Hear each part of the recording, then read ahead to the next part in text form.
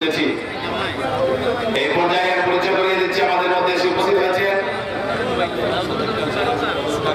Truck মালিক সমিতির সম্মানিত সাধারণ সম্পাদক জনাব সাদেক খান সাহেবকে আসন গ্রহণ করার জন্য অনুরোধ করছি।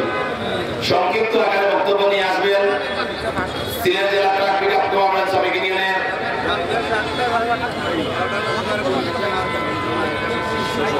সহসভাপতি দক্ষিণ সিলুয়া উপজেলা জনাব জুমেল আহমদ ভাইকে সংক্ষিপ্ত আকারে বক্তব্য রাখার জন্য অনুরোধ করছি। বিসমিল্লাহির রহমানির রহিম।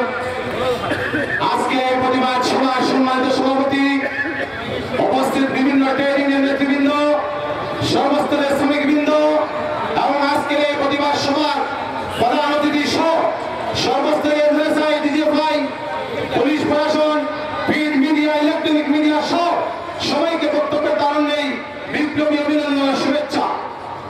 আমরা ইতিমধ্যে উপনীত হয়েছি 8টি দাবি নিয়ে আমাদের এখানে আজকের এই প্রতিবাদ সভা। এই 8টি দাবির মধ্যে আমি 2-4টি কথা বলে আমার বক্তব্য শেষ করবো, যেহেতু 2 মিনিটের বক্তব্য শেষ করতে হবে।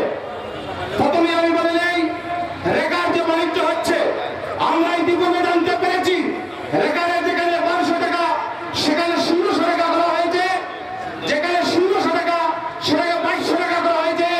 আমি আজকে নেতৃবৃন্দের কাছে জানাবো, আমরা শ্রমিকরা আর কোন সমাজ চাই না, এখন আন্দোলন চাই।